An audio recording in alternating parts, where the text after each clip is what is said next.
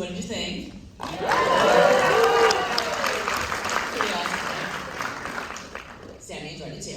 Alright, so you don't want to hear from us, you want to welcome the cast, the creators, the stars, the executive producers, and all-around creative geniuses, Harriet Dyer.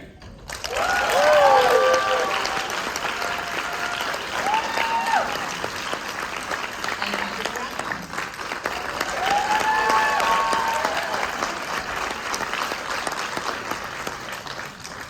Hello. Hi. Thanks for coming on a Sunday Arvo. Yeah. Really appreciate it. You should be in church. Yeah, This is church, this is acting. Yeah, it is. it is. Look, this is one reason we don't do press with Colin. It steals focus. So what is that guy doing here? Well, someone once said you shouldn't work with children or dogs. I This is agree. exactly what happens. And he chose both. Zing. Not that young. Hi. Well, first of all, congratulations on the success of season 1. Thank you very Thank much. you. Thank you. I feel far from you. Can I move a bit closer? You do feel I feel far. far. Does it look far? She's my emotional support wife. I feel like this would be different than you'd be like, we feel a little against you. Oh, I see. Yeah, sure. Alright, Sammy, if this is not going to work out, we know where we're going. All right. Sammy, come on, man. Alright, Where's he going? Where's he going? we're good. Okay, we're good. Do you want me to hold your iPad? No, I got it. Okay, we're good. Okay. I got this. We can take turns with Sammy as well. I'm very happy. I don't think he'll let you. Probably not. Probably not. Sit. Hey.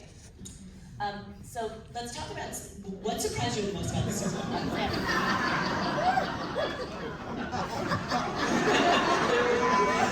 Why do I feel like we're going to be in an episode of season 3? This is all good stuff, season 3. Alright, I'm going to take Sammy off stage. Oh. I know, Sammy, I'm sorry. While I do this, We're going to vamp with some Here comes little bit of Kristen. soft shoe. Thank you, Auntie Kristen. Oh no. I Thanks, know, Auntie I'm Kristen. sorry. Sammy, I you got blew it, this buddy. to work out for you.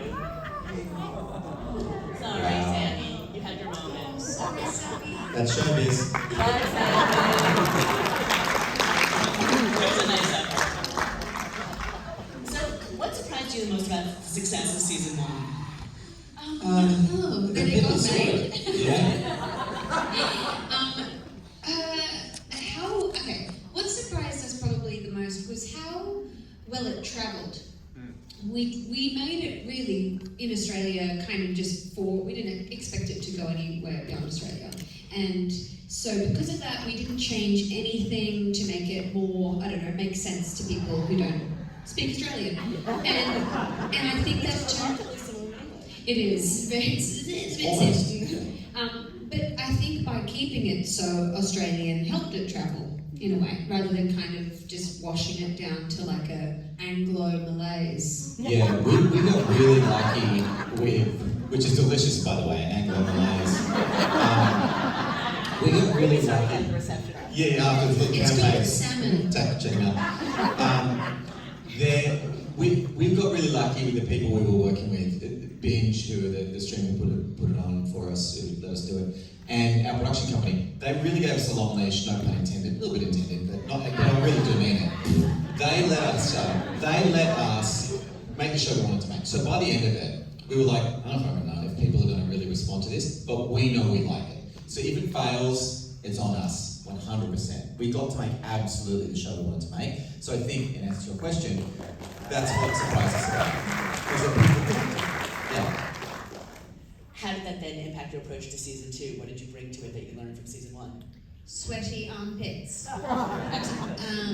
A lot of procrastination on my part. Getting her to work is like trying to get a rabbit out of a hole or something. And a traumatized rabbit. Thank you. I think I was scared.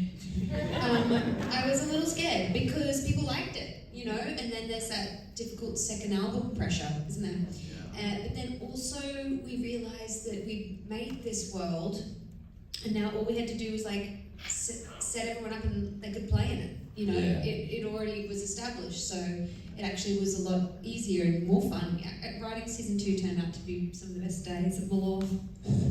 Yeah, it was joyful. We got to plug back into it and go, oh, we love this world. Yeah. And now that, because when we wrote season 1, it was like, we wrote stuff to make us laugh and feel things, but we didn't have humans yet attached to those character voices. Yeah. And to see how amazing our ensemble was in the first season, we just can't wait to give those people things to do and predicaments to put them in as well, because we know how they're going to run with them. Yeah. Yeah.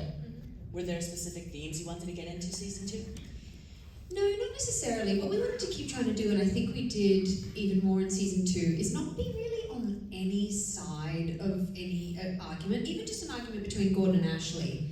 It's kind of 50-50. Especially that. They're both wrong and right all the time. But then I feel like we've done a good job of kind of commenting on political stuff, even though we know our stance. Some people on the other side might be like, oh, they're not laughing at us, but we kind of are. But I feel like we've tried to not please anyone. No. You know, everyone's the butt of a joke all the time. If it's funny and it's real, it's in. And there's a lot of comedy to mind. So season 1 was like, it turned out, we didn't really mean for it to be this way, but the first season turned out to be really like a rom-com. I mean, it sort of hit all the points, it seems, but it happened very organically. We didn't go, what do you do in a rom-com? You know, it just happened that way in a sense. And then season 2 becomes more of a relationship comedy, which is really what it was in our minds from the start. Yeah. Because we don't have that ticking clock of will they, won't they in season 2. So it's like, season 2 was like, well, should they have? Yeah, that was a little... Because, you know, looking at each other, it's been, season 1, I guess, took a month, 6 weeks, like in story time. No, in creation, in writing to post, everything, yeah, that's it. But they're looking at each other in season 2 going, who the fuck are you? Like, and in that first episode, it's like, do we have something without the dog? And that question lingers between them before the knock on the door happens, and they do get Colin back, but it's never really answered. And so, the rest of season 2 is spent dealing with the baggage that each of them have, that each of them bring to the table. I feel like season 2 really kicks off after this. Season 2, the first 2 episodes is just sort of like, we really had to work with getting the dog back, and we had to do it in a satisfying enough way. Yeah. And that cliffhanger was nice at the end of Act 1, and it ends nice in Act 2, but I feel like from 3 onwards, it's like they're now dealing with everything. Yeah. And it's a lot more, I don't know, there's more stuff. Act 3 is one of my favourites, so if you haven't seen it, Stay you can tuned. do it. Yeah, get it. Was anything off limits in terms of what you were willing to explore in terms of the relationship? Not really. I don't think we go, this is good territory, that's bad territory. I think we feel it out more than anything. We can come up with ideas and story points and stuff we find funny and put it in motion, plot it, script it, whatever. But then ultimately it's like, it doesn't feel of the world, or it doesn't feel special enough or interesting enough. Or if something's too dark, or like, oh, that's really depressing, why would we cover that? Honestly, I think that would be it. I mean, we do cover a few darker, sadder things in this season, for sure. Yeah. But yeah, if it makes you watch it and you go, yuck, people, forever, then we didn't put that.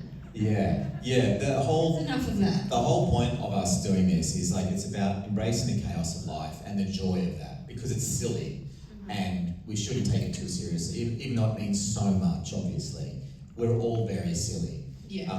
And I think the comedies that we love are the things that make us feel that way, make us feel connected to each other through our stupidity and our flaws and the things that we keep trying to do, we keep getting wrong. And like the randomness of life. Yeah, That stuff. yeah. So that's what makes us laugh, and so that's kind of the territory we tend to get into.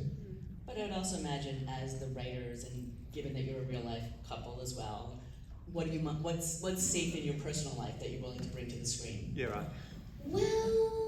And this could be a therapy session here right now. You know, just Yeah, people listening. welcome. Well, for instance, like, and I enjoyed doing this, but in Act 4 we bring up pornography, and Patty has never watched it. Never. Never.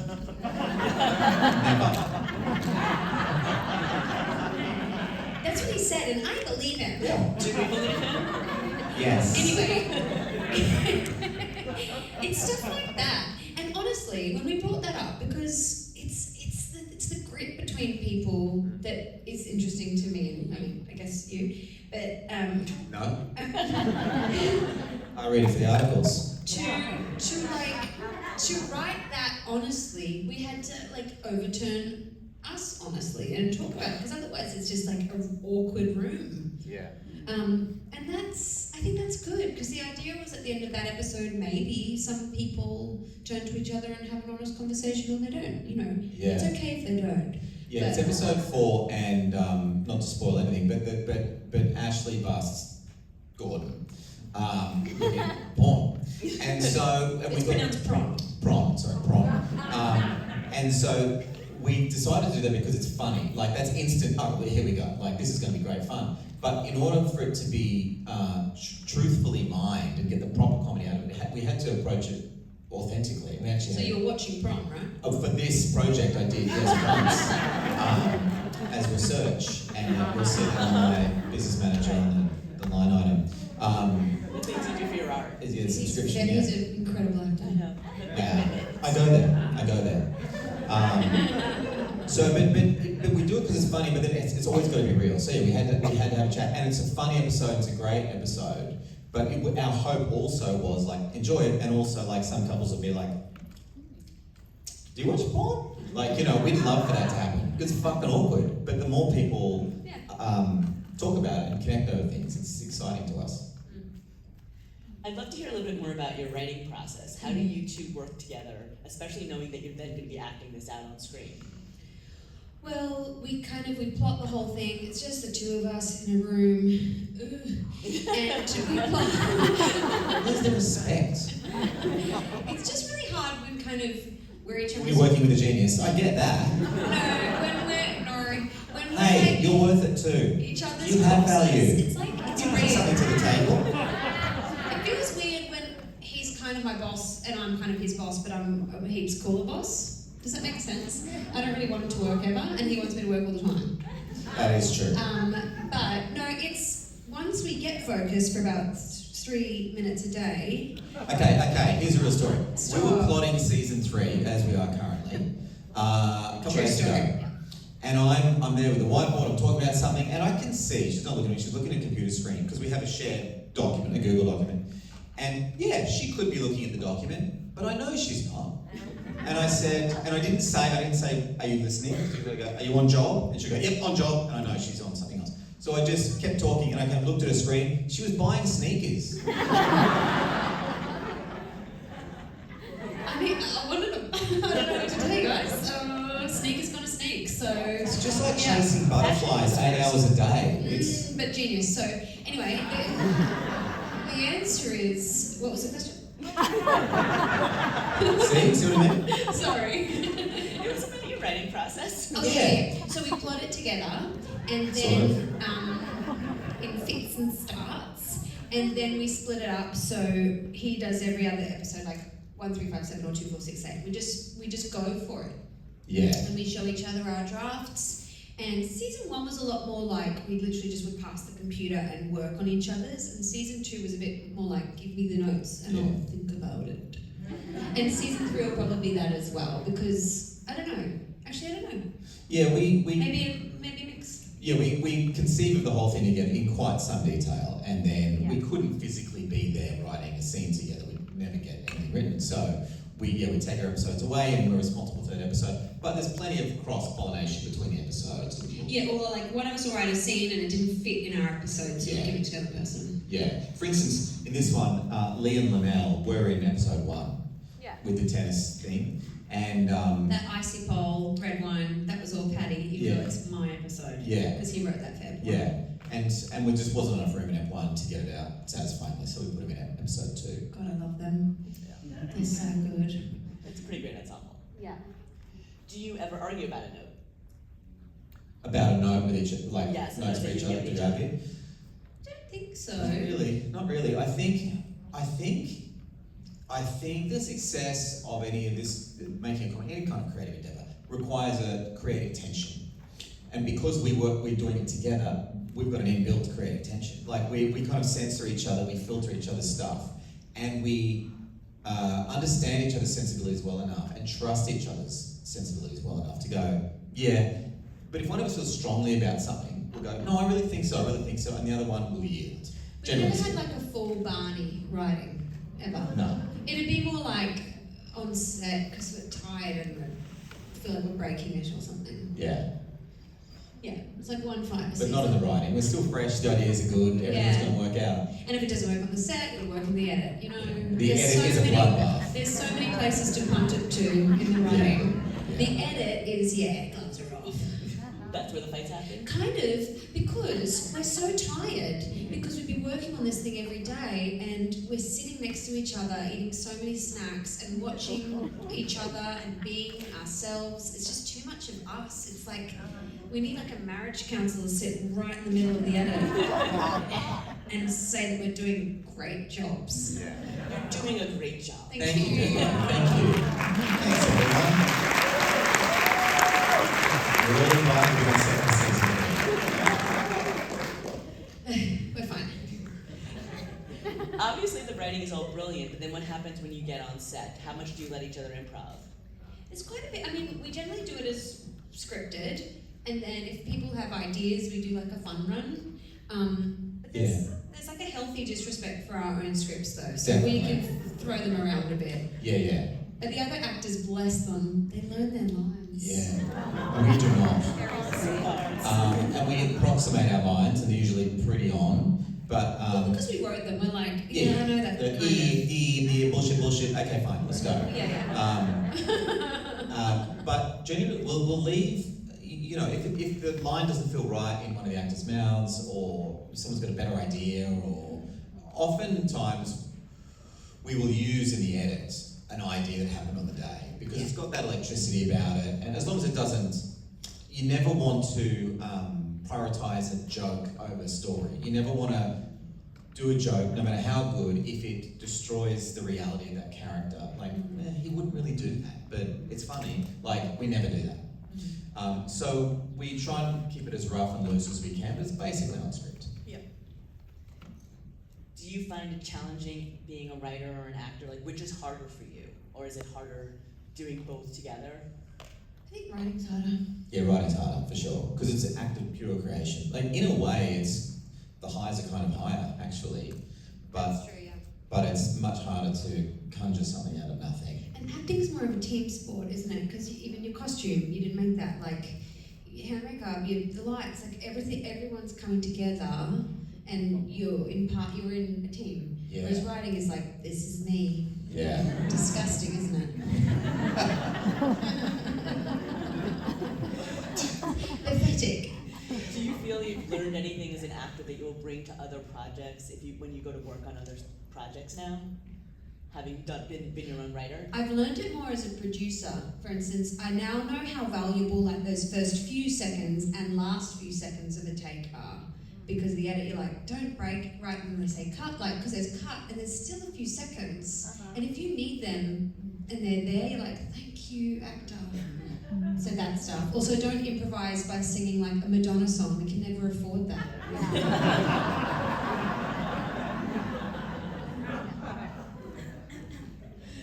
I miss Sammy. Hi, sorry. Is he alright? Is he okay? He'll be fine. Is he alright? He's doing good, Pat. He's doing alright. He's probably enjoying some of that charcuterie backstage. Yeah. He deserves it. Talk about working with your ensemble. How did you put the ensemble together, and how did you build that great family? Clearly, you've got a great camaraderie with everybody. A lot of the cast are friends, and the rest of the cast earned their place by merit. We had a great casting director, Kirsten McGregor, who is a dear friend of ours as well. Stevie Ray. And Stevie Ray. And they were just great partners and collaborators. So there was lots of people we had in mind, like for instance, Jen Hegney, who plays Kiara, is a dear friend, old friend of ours, and I've known her for a long, long time. And it was like, from the get-go, I was like, there you go. Yeah, her. Actually, no, we had her pinned for Yvette the Vet. That's right, and she went, why can't I be a bigger role? And we went, oh, sorry, Jen. Okay, maybe, all right. And then Annie Maynard, who plays Yvette, is a dear friend who I did another show with years ago, and she's brilliant. So there's a lot of friends. But then... so many people audition for the other roles. Yes. And we watch all the auditions, and that's hard, because we are actors. Yeah. And we know that that's their house in the self-tape. We know that they've, made time. And we can hear the reader, we know that that's their spouse, and they're taking time out of Sunday morning. We can hear the fight they just had. Definitely. Anyway, That bit's tricky because we are actors. We want to go, yep, all 12 of you show up on the day and you can have one word each. Yeah. But yeah, we just had a really good casting director. But yeah, we have given a lot of mates roles. There's a few Nepo babies in there. For sure. For sure. Sorry. And there's some great new characters in this season as well who have not shown up yet. Yeah. And they're brilliant. There's a guy who plays my brother. We meet Gordon's family in this season. All the family's amazing. And in fact, some of you may know Celeste Barber. You know, she plays my sister-in-law. She's a dear old friend of ours, and she's so fucking good. Yeah, there's some great. And she just texted us until we gave her a role. Oh, she hassled us. She was like, I'll be your sister, because then it can't be diverse. I've got to be white. Yeah. I'll be there. And it was like, we don't have a sister role, fuck. Yeah. She was really persistent. She was. She was making up characters. Yeah. Sad, really. So actually we cast her against type, like, because she's so bright and bubbly and vivacious as a person. Yeah. We cast her against type, and she's a very good actor. Yeah, So it's a bit of a, people won't know that about her, so I can't wait for people to see that as well. Yeah. How much of you, where do your ideas come from? Do you mind your own personal life? Do you mind your relationships? Do you mind your friends' lives? Friends and family foremost. Yeah, we do. It's a bit of everything. We're Things that were said to us. bowerbirds for sure, and a healthy dose of just pure fiction. Like on the weekend, Paddy has an electric car and he didn't fucking charge it. We're the worst. And we almost ended up like in the middle of nowhere with no charge. So season 3, do you know what I mean? Like Yeah. It was just the worst weekend that culminated in our daughter throwing up in the car. And we're like by the 101, like meow, go past, and I'm just trying to wipe vomit off our child. That won't be the show because it's not that funny. Yeah. But there were some ideas from that. Yeah, driving electric a car. lot of stuff that happens between us, not necessarily personal stuff, but that stuff. That's situational comedy stuff. And we have an ear and an eye for stuff that we might not have seen before, because we have plenty of ideas that are funny and you go, I feel like I've seen this already. I feel like I know this comic trope or this setup. So we tend to try and filter out a lot of those to make it feel fresh. Yeah. In fact, by the time, No, I was going to say, I think you do a great job of subverting the expected. Like you feel like you get into something and then it takes the turn that you think it's not going to go to. Yeah. Oh, that's good. That's nice. Good. I was just thinking by the time season 3 comes out, probably a lot of people have done the electric car thing. Possibly. Anyway. No. We'll change the set on the day. No, not at all. That's good though. We don't necessarily want people to see the thing 3 jokes ahead, Yeah. And also we love butting up the comedy of something against the tragedy of something or the serious side of it. So we do that a few times in this season as well. And that's the most kind of satisfying stuff for us to make when we pull it off, and I think for the audience. Those are the episodes that people really have been talking about in this second Yeah, season. when people are like, it was so funny and then I was crying. We go, good. Yeah, that's nice. We did good. We did both sides of the masks then, didn't we? Yeah, high art. That's what people are saying. Well, that's why I feel like you push the boundaries of a rom-com. It feels like calling it a rom-com puts it in a certain box, but you kind of push the edges of a little bit of what that people would think that means. Yeah, I think by bringing in family and all these other kind of very real people, that maybe is what turns it more into like a relationship. I don't know. Doesn't roll off the tongue as well. Relcom. Relcom. There you Yes. go. Not making that happen? No. There's a face happening. Yeah. No. There you go. Yeah. The other thing I think that you also sort of push the boundaries of is, or at least challenge whatever expectations are, the age difference between you as a couple and how that plays out. And it gives you a lot more agency, your character. Talk about how you wanted to explore that on screen. It just felt weird not to. Yeah, because we are 12 years apart. I'm 12 years older and I've had a lot of work done. we just had to... A lot of work. We had to talk about it. It's not a thing for us. Maybe it was initially when we got together. Yeah, initially maybe so, and in 30 years' time it'll be an issue. But we'll talk about it then. I'm gonna be like in yoga, Yeah. and he'll be like in a home. I'm sure we'll have yoga in the home. Yeah. You're welcome to do it It's just mostly down. like chair yoga though, won't it? Anyway, exciting. Someone to talk to. There's a show in that. No, the only moment in real life, and we put that in season 1, was when I was 29 and he was 41. And I was like, whoa, the 30s doesn't exist. And in I was like, twins. alright. You know what I mean, guys? Guys? Hey, no. It's LA, it's 24, it's not working. It's not gonna happen. You're not gonna find your people here. Stop it. But there was a whole decade missing, and I was like, I thought women in their 30s were having the best fucking time ever, and beyond. But I was like, oh no, they disappeared. But then, it's fine. He's fine. We're good. But also, yes, if we didn't put it in, it would be. Yeah, that's right. it would We be have to talk about. Otherwise, like, another heteronormative couple who with a much older guy, much younger woman, boring. Yes. And so we had to talk to it, and It would B, probably come up in reviews if we didn't like. yeah, and B, lots more comedy in there. It's Funny. for sure. Like, we really exploit it as much as we can. We're not above making a lot of fun of my age.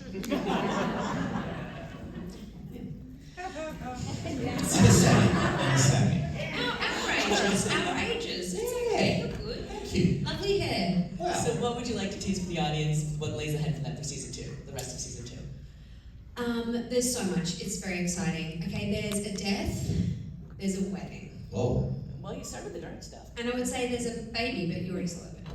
Oh yeah, that's true. Yeah. But there's a death and a wedding. That's a So you thing. could say one wedding and a funeral. Yeah, there you go. But Pathetic. no, I think we go deeper and funnier, and I think A little bit weirder. yeah, the highs are really high and the lows are really low, and I think it really hits its straps. Yeah. Next step. Ep 3 I like, and Yeah. beyond. Yeah, we're really proud of season 2, so We are. enjoy And we it. can't wait for you guys to see it. Honestly, we Yeah. learned so much. As you should be, and we're looking forward to Sammy's cameo in season 3. Uh-huh. We'll Well, certainly good luck have getting to see into his Australia. tape. Yeah. We've got some very strict border security laws. Just ask Johnny Depp. All right. Thank you both so much. Thank you all. Thank you guys. Thank you. Thank you very much.